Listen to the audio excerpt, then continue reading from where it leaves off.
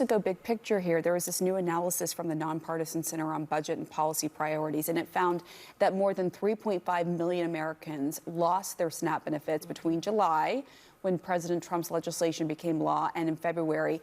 Does that track with what you've heard anecdotally from other food banks nationwide? It tracks anecdotally, and that tracks with the data in the greater Washington area as well. So when we look at last February versus this February, there are 158,000 people who are no longer enrolled in SNAP because of a variety of issues, not just HR 1, but certainly being compounded by HR 1 as well.